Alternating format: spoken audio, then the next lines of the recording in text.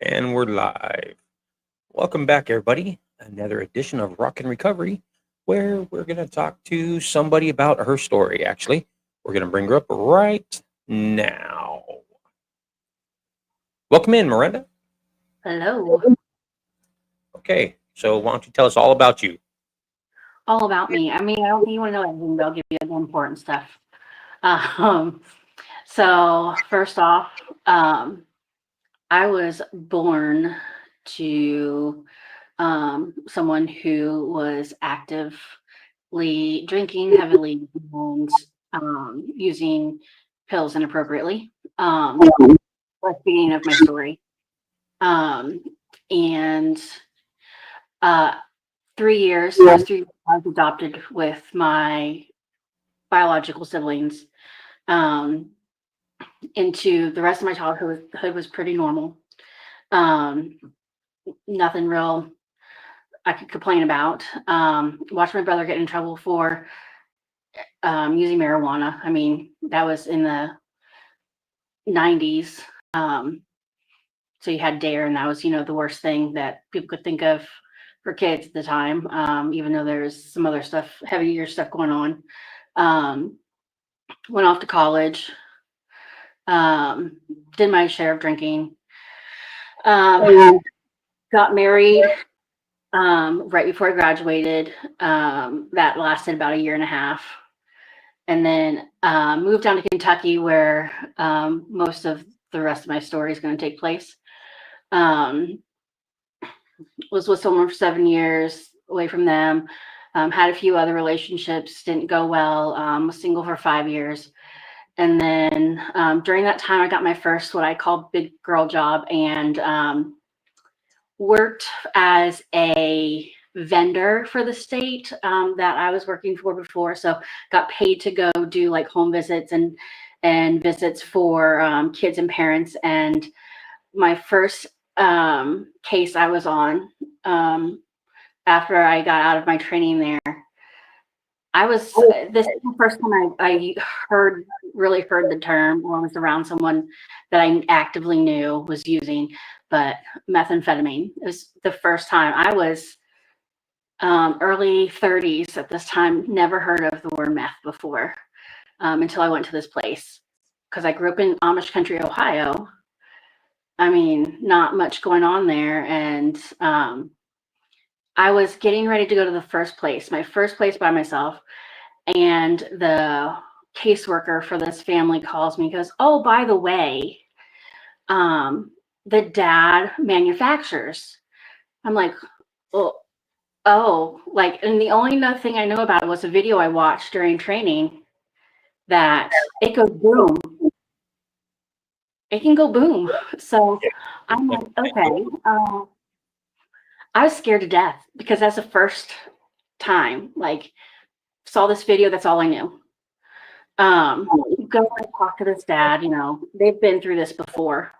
So, but this dad, and I will remember this forever because of how accurate it is. Once I gained his trust, hey, I know everyone's telling me the story of you, but you need to tell me your story, because I don't know what's going on until you tell me what's really going on. And he says, I am an addict. Like, I did make it. And here, let me tell you, Miranda, if I got you to use me today, you'd be back tomorrow on your knees wanting more. If I got you to use today, you'd be back tomorrow. And how accurate that was later on in my story. And nothing to do with him. It was just somebody I worked with. But that accuracy of that statement will sit here forever. So worked in that field for a while. So, I was working with addicts all the time, talking to them, things like that. I've been single for 5 years, and I get into this relationship with a man who from the start was very honest with me, and sent me his whole background and was like, hey, interested in you, because online dating crap, that's how you do it these days. And he was interested in you. I know you might not want to talk to me, but here's everything. manufacturing, incarcerated 20 years. But something in me was like, hey, just give it a try. Give it, talk to him. He said he'd been clean for 5 years. People can change. Give him that benefit of a doubt. And was with him for a few months, then found out he relapsed or had never stopped using. Later to come find out. And at that point with him, I was like, hey, let's go to a meeting. Let me take you to a meeting. Let me do this for you. And he's like, first day, he's like, no, yeah, can you take me to one?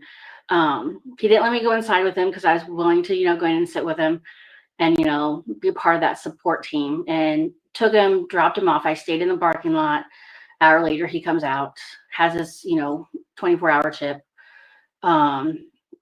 And down the road, he gets in an argue with me and he pulled out his pipe and stuff. And I'm like, okay, we'll do this again. We'll go to a meeting, whatever. I start having bad days. I'm working in CPS. What? You weren't using it all when he was? Yep. Nope. I wasn't using it all at that point. But I was, I knew he was on and off. And so I was having bad days. I worked for CPS, seeing things, hearing things, stressed out. The relationship itself was not going great. And instead of cutting it off and getting away, I joined him. I'm like, hey, can I try? Like, let me try this. Thinking, maybe it'll help. And thinking, one time, I'll just do it once, sort of get some of this stress off if that's what'll help me. Yep, one time. Next day, I'm like, oh, let me, again, let's, and I was like, I'll just do it the weekends, weekends. No, that's not how it works. No, it really don't. I've tried the weekend thing. I tried all that. But once you start, you don't want to stop, because then you don't want to sleep. Then there's not enough time in the day. Then the time goes by so damn fast that you don't know where it went and what'd you do that day. Nothing. You're like, it's 1:00 now. Now it's 1:00 in the morning. You mean the sun's not up still? Yeah. Oh yeah. I was able to get so much done, like stay awake, get so much done. And I'd be like, okay, so it'll be, I'll do it after work, and then you get all that time, you don't sleep. I'm getting ready for work, and I'm like, eventually, I'm like, okay, it can wait till after work, and then I'm like, nope, in the morning, just so I stay awake all day. And that's just how it went. It went from, just a little bit to about an 8 ball between me and him a day. I went 0 to 100. Yeah. Yeah. I mean, there was no there's no trial period. Yeah. No. Once I started, it was go, go, go. And then there was points where I would be like, okay, I need to be done with this. I have this thing. I don't want to ruin it, job, car, house, everything. I have it all going. I need to stop. It's not going to be good. He can do what he wants. I'll figure it out with him. I'll get him to go to meetings, whatever. No, that's how it works. I'd say I wouldn't, I'm telling him no, I don't want to. And it was a blow up. He'd get mad at me. There'd be arguments and things, and he would go in to visit his mom because he's mad and stuff. And then he'd come back and have something with him. And I'm like, and it was kind of so he was finding any type of excuse just to use. I mean, the sky was red. I mean, there's clouds out. I mean, the sun came up. That's enough. Yeah. And I got to the point where I thought I needed to keep him around, because at that point I wanted him around, but then again there was no, I don't. But then I wanted more, and that's the only person I knew. I knew where he got it. I'd take him to the place. I ended up getting to be able to go into the place, and like I'd sit there with him and, use there, get back in the car, drive home. Um, and but I wouldn't go do that by myself at all. I'd never go to that house. Um, I'd never call up any of the people because I knew um, 3 at the time, that places that he went or he'd get it from, and I had contact information. But no, I wouldn't do that by myself. Nope. So the relationship, like rocky, and every time I'd want to stop, it'd be like, "Well, come on!" Like, and he'd get mad, and I'm like, "Okay." And a lot of threats. There's a lot of verbal threats, like, if you don't, or that means you're cheating on me. Um, Things like that. And I was like, well, no, like it'd blow up to the point of like crying and in tears. And it's always verbal up to a point. We got to a point. And at that point I was actually 2 days. I hadn't used for 2 days. Um, and he was trying, but he wasn't going to be like, I knew it. And because he had some, he'd go upstairs and, and it got to a point of something set him off and he became physical. Um,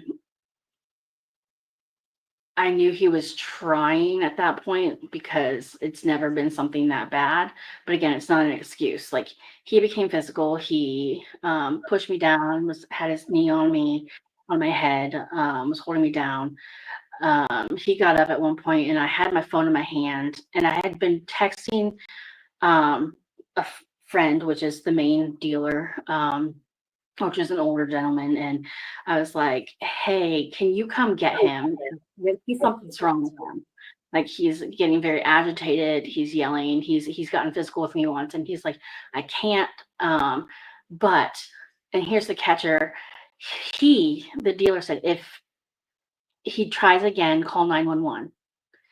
Wow. How many people who know this stuff is in my house would be like, and knows that he's the one that's going to get in trouble, would tell me to do that? So he starts again and he gets physical. So the phone, you know how you can push the side button so many times and it automatically sends that emergency call out. I did that. It starts to ring and I hang it off because he's coming at me. And if I know if he sees that, and then I said, hey, I just pushed the emergency button and I hung up. So he knew that I did it. So he got me out of the house. He forced me out of the house into the car. We started driving in town. We did pass an officer. I don't know if they went to my house and never had a card or anything there. But we go into the dealer's house and we sit there. I mean, we walk in and this guy knows what's going on. And he just looks at me. Like he doesn't say a word. He looks at me and he just shakes his head. And I go sit down. My ex goes and sits on the other side, sitting there talking to him. And the longer we sit there, like the longer I'm trying not to like cry. And we're sitting there for an hour. I'm like, I just want to go home, please. Can I just go home? Like, whatever. And he had my phones this whole time, so it's not like I could do anything. And they finally talk him into letting me go home, but he said, you're dropping me off at my mom's house first. I'm like, okay. Well, we get there. He takes my keys. He goes into his mom's house, comes out with his mom. His mom drives his truck and follows us to go to the house. And we get almost there. He has me pull off. She goes to the house to check to see if there's cops there. And not there. So I drive the rest of the way and I'm like, just leave. Like, I need you to leave. Like, I'm sure that's why your mom followed us in here. So you could leave. And he's like, no. I'm like, you need to leave. Like, I will call again right now. Like, I'll get the phone, we'll run out the door, I'll do something. Leave. So he ends up leaving. He leaves me with my phones. And he's texting me like nonstop. And he texts me some pretty horrible things. And I find stuff at the house and I'm like, I'm just going to do this. Like, but I never did. It was sitting there because I'm like, no. Um, but I found it. Like I knew where, like I knew I hid stuff before. So, and in the short amount of time, only a year of us, I became that person who hiding things around the house just in case, rainy day. Because if I didn't, he would use it all. And that was my thought. Like, I want something when I get home. Like, I don't want to keep buying like all this stuff and getting like this little bit, and he's used the rest of it while I'm at work. Um, but I never did. But I sat there and I kept reading the things he sent. Um, he told me to off myself, and the world would be better off if I did. Um, and it sat there, and I sat there, and I went and got my um, 9 millimeter, and I used that um, on myself, which um, shouldn't have, obviously, but that the world was I was done with the world at that point. Listening to what he said, the things he said, thought, and then thinking about the person I become, the addict. Um, and I mean, my job was sliding, like I was getting in trouble at work, which I never did before. Um, I didn't have any friends other That's one than, thing Beth is good at is taking your job, taking your money, taking your house, your Mhm, car, your friends, taking everything from you while you still want it. mhm. You want it so bad. You'd rather live on the streets, live in under a bridge or in a car than go without it. It's Oh yeah. crazy because it'll take everything so quick, so quick. And you while you're sitting there think that nobody can tell I'm doing great. Look, I'm so productive at work when I show up. Look, I'm doing fantastic. And I would sit at work with officers, Yeah. with counselors who are trying to, see this. I mean, I was too, but I would sit there in rooms with these people, and in the whole time in my head, can they see? Can they see? Can they see? Like, what can I do to make sure like I look normal? Like, what do you have that going on in your head? Like, and that's making you probably even worse. And I know people did have suspicions. Like, I know people did, but I think I was in that place that they're like, oh no, like that's the silliest thing. So they were thinking, why would she do that? That would just be, ridiculous when their suspicions were right. So, I used to go to parole and in the parole parking lot. I used to shoot up. I'd get so high and then walk into the parole office so they could never tell. My parole officer never seen me sober, never seen me off of anything. So he didn't know. He knew because I was still pissing hot, but he didn't know what I looked like normal, you know? And it's you put up that facade, you got to because if somebody seen me right now and then seen me while I was high, it'd be totally different. Totally different. So you Yeah. got to maintain that appearance, and that means using more and using more and using more. Yeah. And like that guy that I talked about, the only reason I knew when he was clean, he was suffering, and like he wasn't like using, he was suffering so bad. Like they had no money. They like because he was trying to work, have a real job. Like he was trying to have a real job, and it doesn't pay as well, especially when you have child support. Like he's struggling because he could go get the money that he needs for everything. Like it came to Christmas and he was in tears because I can't go buy toys because I'm paying child support and they're only working me 2 days a week.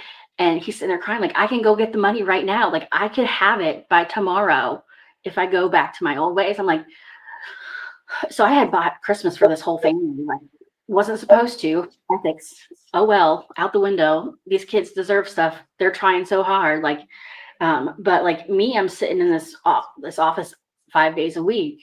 Um, just like no one knows. No one knows. Like I'm getting away with this. Um, but then yeah, so um trying to get clean and seeing that all my hard work going down the drain, having no friends that I had before. Um, and when I did that was in December. November was Thanksgiving. No one invited me. None of my family didn't invite me. They don't know. They hadn't seen them since I kind of started to anything. Like I lived 8 hours away. Never saw them. Phone calls, text messages that I always had. Didn't When get did invited to you take your own life? Thanksgiving. When did you try to take your own life? When did you attempt your? December of 23. And that was basically your rock bottom, or? That was rock bottom. I did have a relapse. However, I had spent, I mean, from that time where I made that decision to take my own life, it didn't work. I spent 9 months in hospitals and facilities, working on physical therapy, occupational therapy, because of the damage caused in my brain. It took the ability to walk away. My whole left side's so weak. So I spent all that time in facilities, always under watchful eyes of the doctors, nurses, Basically, it was a things like forced that. clean. Yeah. I like mean, the forced hospital, clean. you know. And when at first I didn't know like I wasn't really with it when I first woke up.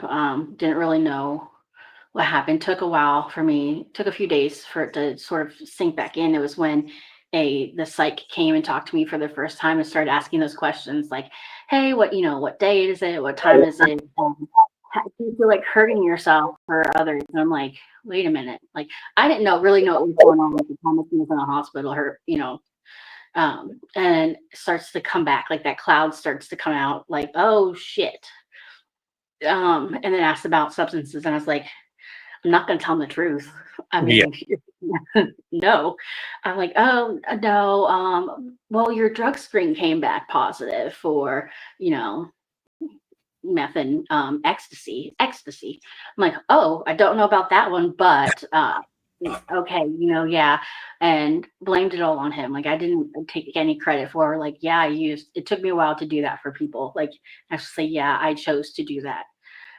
Because I'm sitting in this place and my parents are sitting beside me. I'm like, I don't tell my parents. So it took me a while to be able to say, hey, yes, I chose to do this. But it was months down the road, where I needed to take accountability for my actions. And that's part of the recovery. You take accountability. So I get out of all these places 9 months later. I'm at home with my parents in Ohio. And we make plans to go to Kentucky to get my stuff out of the house. And I had heard from him because when he's the one that found me, him and his mom, because he came back to get his stuff, found me, and he fled in my car and had his mom call from the driveway about what happened. So he called 911. So he didn't stick around when he found, this person he so-called loved with a bullet in their brain.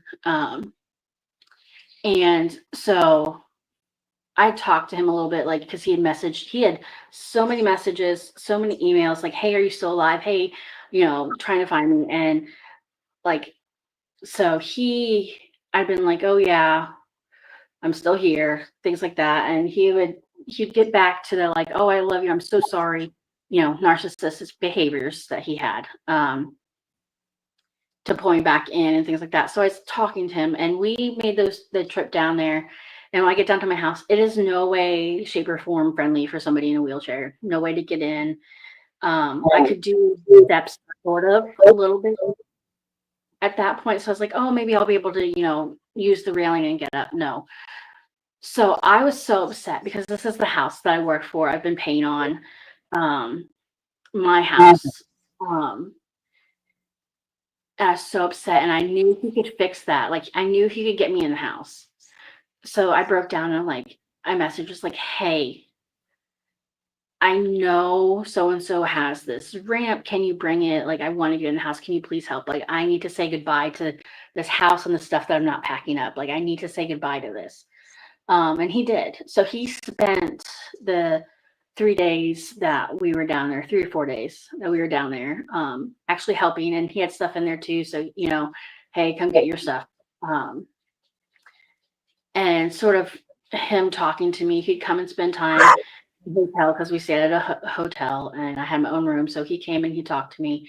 I got into that damn fucking drawn in again because of narcissistic behavior. That's what they do. And started using with him. He was there. He had it. I'm like, okay, and all the things going on in my head at that time, I'm already feeling less than because I'm in a chair. And it took all those negative things before, so why not now? Right. And spent a week after my parents and stuff, we had started coming back here to Ohio. He came up and got me because I'm like, I'm not happy. I want this, I want that stuff again. It's making me feel so much better because I'm not worried about anything. Spent a week again with him, and it was a week of hell. It started on the way back down, put his hands on me again. I spent time in a mental health 24-hour. I only got 24 hours because they weren't going to keep me there. That I was hearing things, seeing things, and having this meltdown in a parking lot. And he tried to psychosis. Yeah, I was having that. I had these 2 kids, and people came and got him. So the psychosis went back to my old job. That's what it connected to. And he's like, get in the car, we're leaving. And he was trying to get me in, choked me, and then he drove away. Cops came and got me, took me to the hospital. He picked me up, took me back to Kentucky to my house. I continued to use for a few days, and then he went full hands-on again. And it was horrible. I'm in a wheelchair. He's trying to flip me out of it. He's throwing flaming paper at me. Threw rubbing alcohol and tried to throw another, lit something at me. And I'm like, oh God. So he leaves because he wants to go get more. And I was like, you just gotta leave. You gotta leave me alone. Just go. Sorry, my dog's at the door.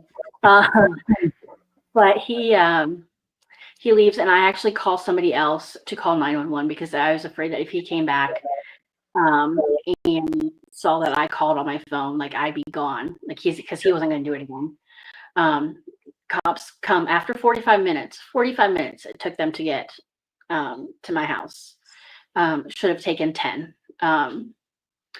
45 minutes, and he tries to call me when they're there, and the officer answers the phone. Hey, James, this is Detective so-and-so, can you come to the house? And he hangs up, and haven't seen him, look at him since. And I brought back up to Ohio. I've been here, and that when he put his hands on me was the last time I used. So it's been since What are you, 405 days? 400 and something days. So July 7/16 of 24. Yeah. 1 month. Yeah. Yep. And I haven't used since. He was on the run. He got picked up for something else, and is incarcerated currently, not for what he did to me. He has not spent one day incarcerated for anything he's done to me. And yeah, I've learned to walk some, have a chair. I'm in a chair. What? You're still in a wheelchair? Yep. It's going to be a lifelong thing, because the walking is so draining on the brain. I can do some steps. I can do 200 feet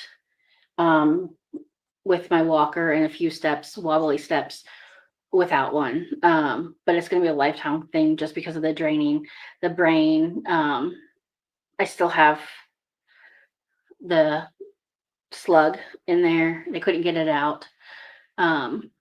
But that was definitely my point, was rock bottom. So what have you done since, your daily, what have you done since? And how has your family reacted and treated you? So most of them, the immediate don't talk about it. Not at all. They'd rather ignore the fact that it happened. And the only thing that sort of is they can't ignore is the chair.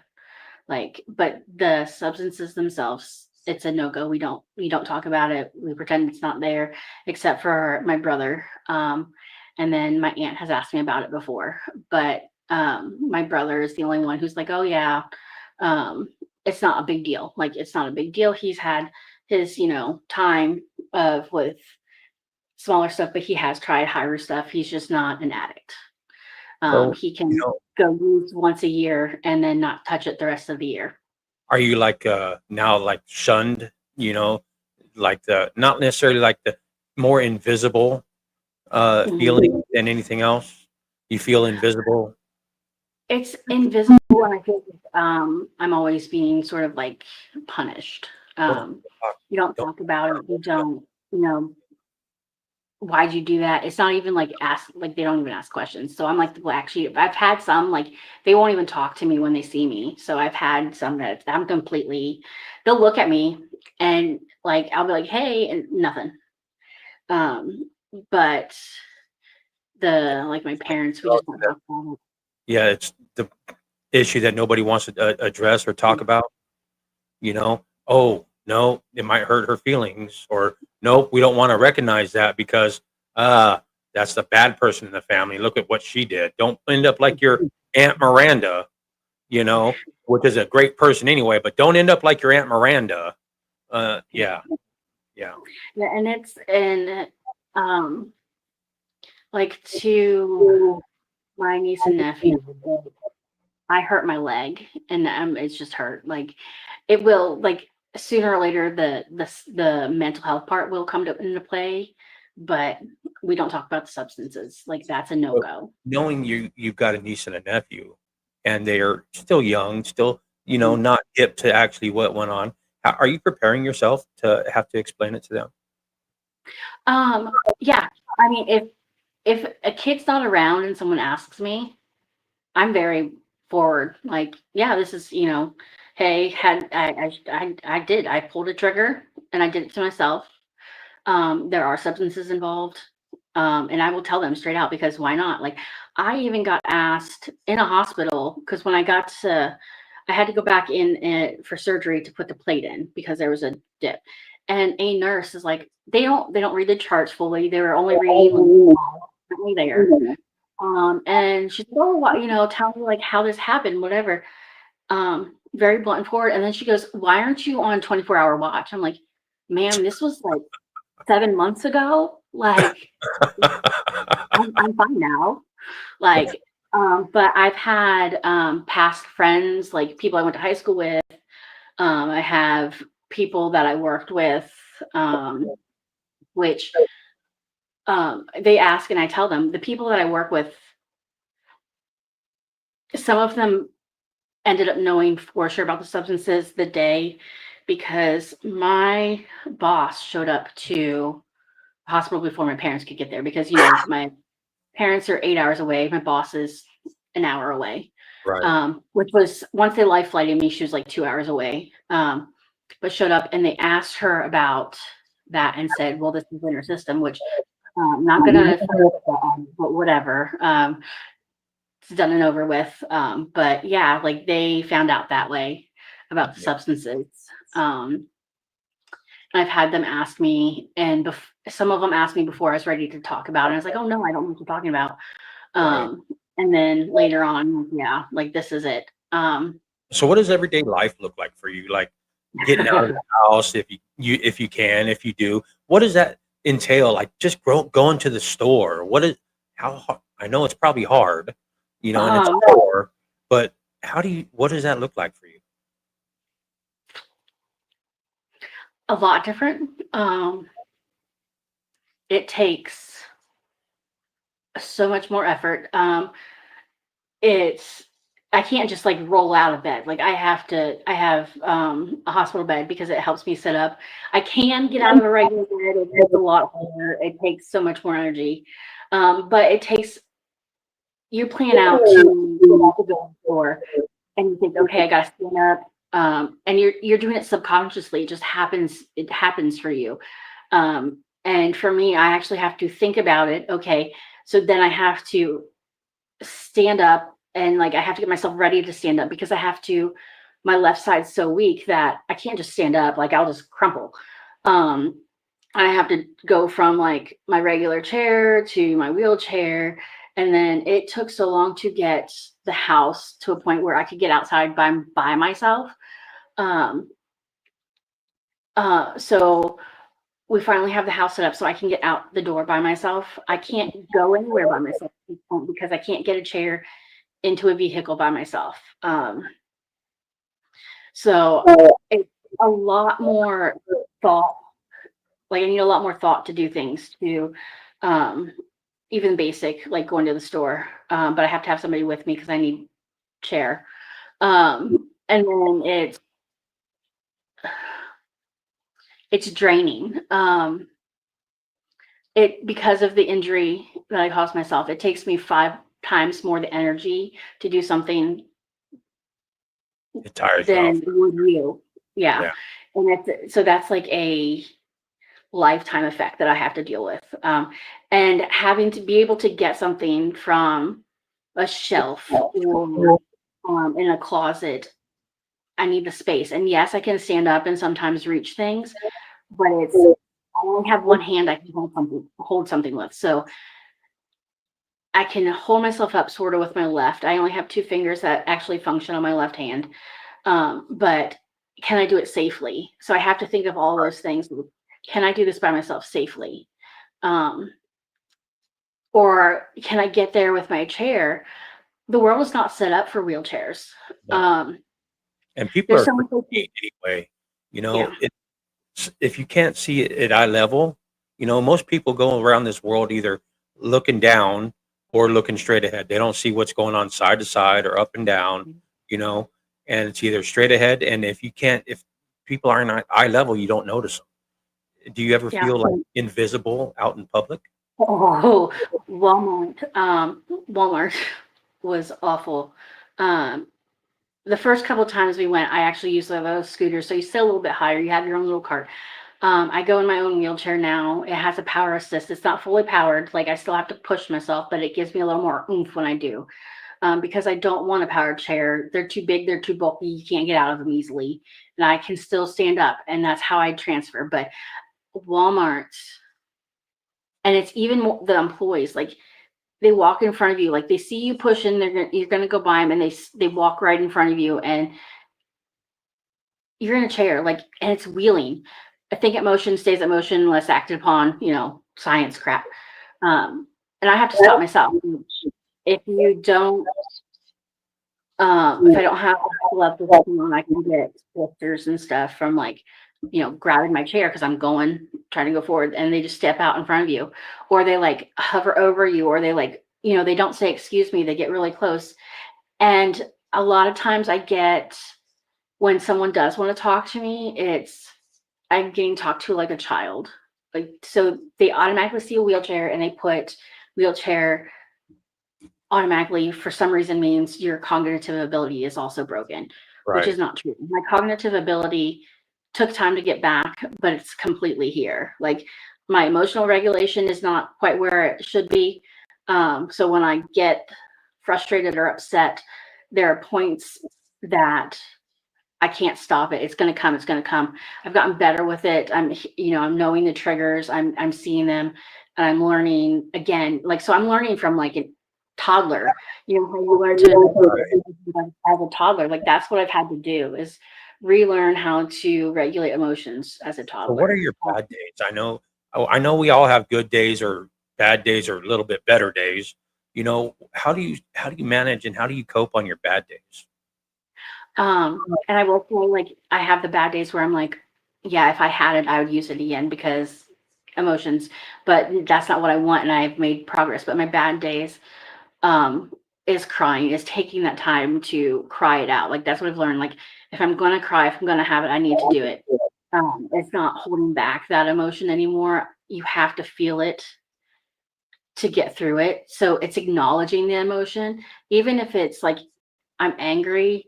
I'm going to acknowledge I'm angry. I'm going to let that hit me, and then do whatever I need to do to push it away. Have I had negative thoughts again? Hell yes, I've had negative thoughts again of like, huh, I could, I could do this, but no, like I can't do that now because one, it didn't work the first time. Yeah. What's going to make it work now? And I'm here for reasons. Right. It didn't work for a reason. So why do it again? So it's And having that. I have therapy. I have like you, I talk to you and other people like, and certain people hit certain things for me. So like if I'm having a bad day because I'm in a chair, I have there's people I know who are in chairs, so I can use them as that sounding board that I'm frustrated, like here's why, and they can sort of have that um either help me or they completely understand, like, yeah, been there. Um it's a throat punch days. I get that from you a lot. I feel like punching somebody in the throat, you yeah. know, and I get that. I mean, every day is a throat punch day for me. I don't care, you know, and but uh, your rock bottom. You tried to take your own life, but was that really your rock bottom? Because I know a lot of people would say, "Well, you didn't quit because of that. You just quit because you're in the hospital. You didn't quit for yourself. You were forced to quit." And, so how do you address that? Everybody's rock bottom is different, and yes, it was a forced quit, and yes, I did have the relapse. Um, but that was still rock bottom. Like that was the worst of the worst. Um, and the relapse was I wasn't happy. Like I was hit. I would have went back down to that. I probably would have again if I continued and didn't leave it when I did and was like, no, enough is enough.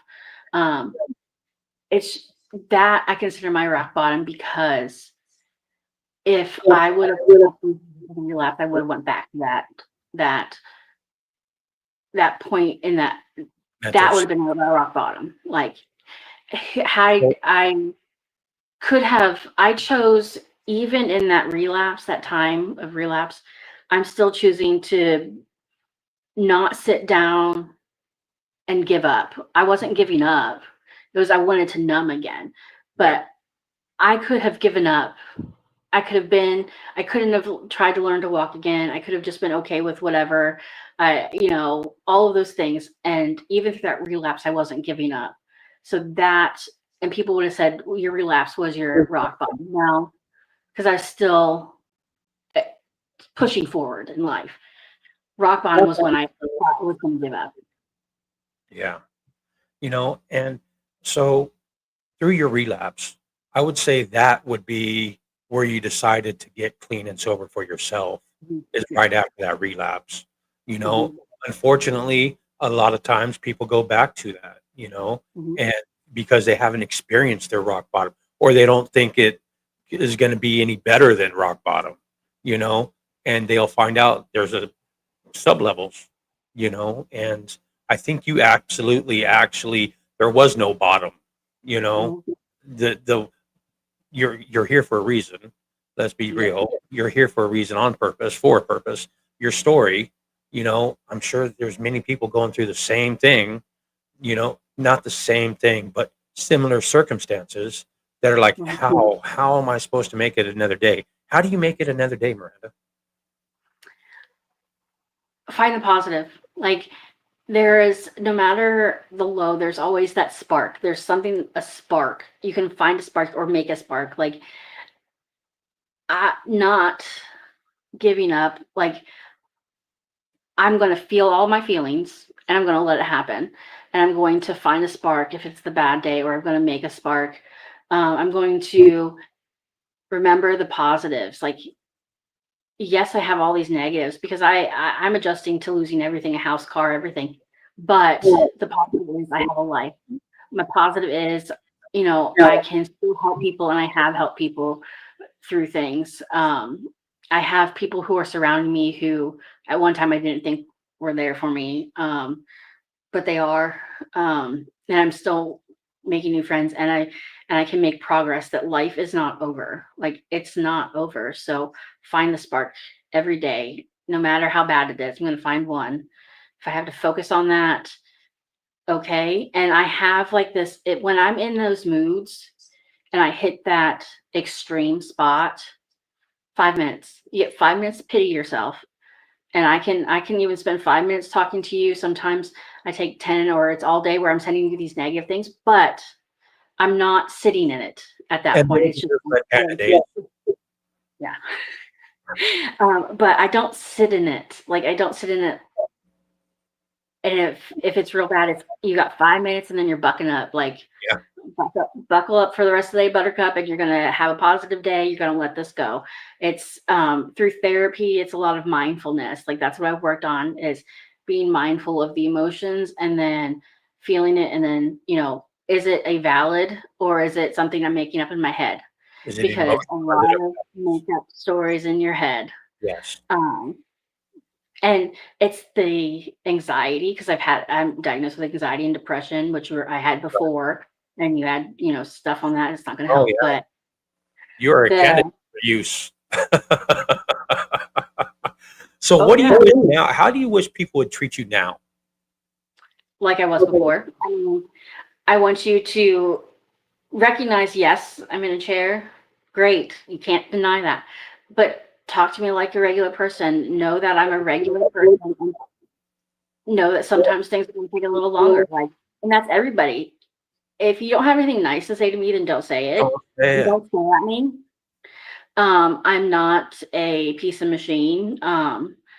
Just you treat me like you would anybody else because I'm gonna have a conversation with you like anybody else. I'm not. I know a lot of people that have tried to take their own life, some that have succeeded. What would you, and there's a lot of shame that goes on if you're a survivor of that. And what what's that like for you? How do you work through that? Um, not like that's something not many people will talk about, but it's to me like I'm still working through that. It's one of the things that like I sit with a lot that I that a lot of times you see the people who have survived, they don't have any real side effects. They don't have that. And I sit with mine every day that I tried and then I have a whole different life because of what I did. Um, so it's me working through that and dealing with it is a lot of therapy, and it's um one of the things I'm working on with that is forgiveness, self-forgiveness. It's yeah, it's hard. But it's remembering that I made a decision and I am here and there's a reason. And um, if people want to speak or think negative about it, that's on them. Like that's one of the things I can't control. It's remembering that like people can make their own decisions. And if I don't need those people around, I have actually had a long conversation with an aunt about it, like, and she doesn't like it, and I will speak up about it. But I did what I did. I hold it against me. It's part of my story, but it's not my full story. That's right. None of our stories Um, are over. no, We're still growing, we're still progressing through this life. And you know what? My story may never be over. I don't even know the end of my story. You don't know the end of your story. We're not going to take that. We don't know the end of our stories. Who knows what we're sober, we're clean, we're helping the next person. And you are helping the next person just by sharing your story, being up here, being open about it, being able to answer questions, even the hard ones, you know, and not holding anything back because we can't. There's that great saying, call an addict, bury an addict. Well, too many people are too scared to ask questions on why. Why? Why do you try doing that? Why was life so bad? It's not that life is bad, it's that sometimes we think that there's no other option. We think that. We get that in our head that the world would be a better place without us in it. and that's one thing. Like it wasn't.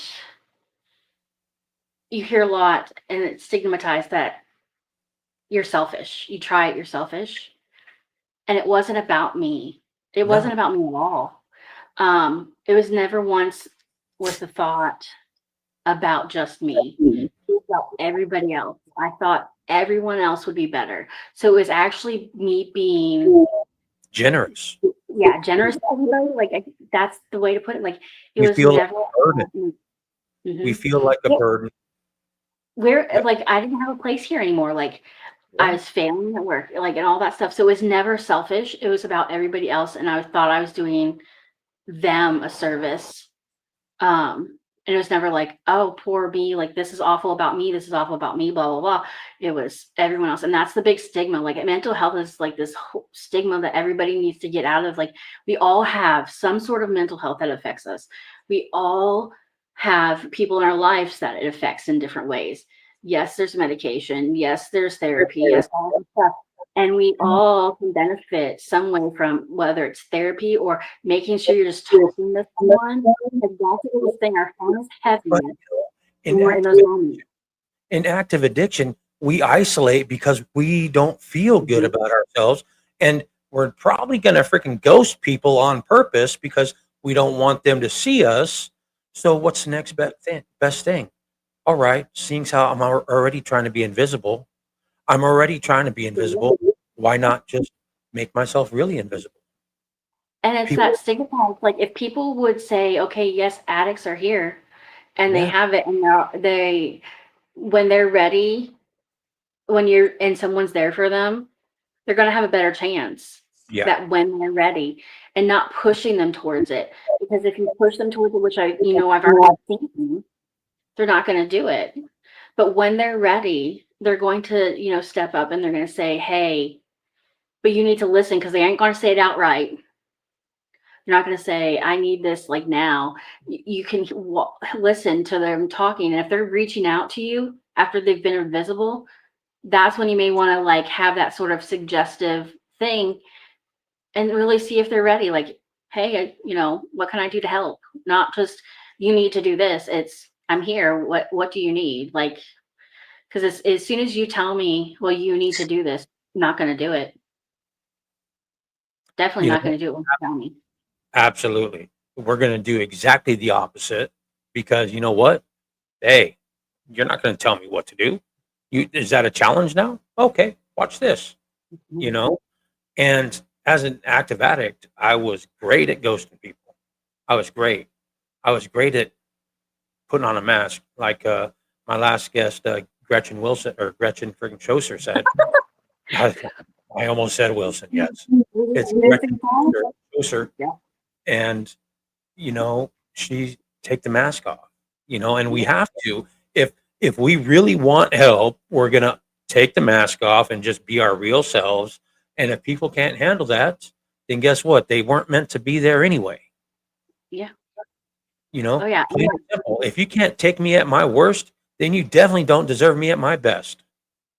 No, and that's what I've done with, the family member who don't want to talk or you talk down about it. Like, nope, fine, go. It's cutting those people off, and that's okay. Like, you're gonna have a whole different group around you once you make that decision, and you've got to get through that time of like having nobody. But when you're reaching out for help, the ones that are there who want you to succeed, you're going to have them around later on, and you're going to build a support system once you make that choice. So you're going to maybe alone for a little bit, but you're going to build it in your recovery. You're going to build a support system. So if somebody just came in and we're talking about something and there's this person that wants to get sober that felt just like you did, that felt that they weren't meant to be here anymore, that felt so bad about themselves, what would you tell them? You need to hang on one more day. Take it 1 minute at a time. That truly 1 minute, second 1 minute at a time thing is true. And then find that person or ask for help. It's okay to ask for help. Asking for help is the strongest thing you could do. When people tell you it's a weak thing, it's actually the best thing you can do. So just hang on and find that, and remember to find that spark, that one spark. Um, because life isn't over. You can change your story. You can You change your have to story. do it. Mhm. You have to. Thank you for being on here. Greatly appreciate it. Is there anything else you want to say or add? Um, so this is Pinky in the brain, and we can decide later on which one's Pinky and which one's the brain. But yeah, nobody's story's over too soon. Ask for help. Don't listen to the stigmatized stuff, and you change your story. You're in charge of it. You are. You are absolutely the author of your own story. Don't let people stand in your way. If there's obstacles, roll the fuck over them. In Miranda's case, roll over them. And get your toes out of the way, because here we come. Here we come, world. That's right. Everybody, that was Miranda. Thank you, Miranda, for being up here. And that was today's episode. Keep rocking your recovery. Bye.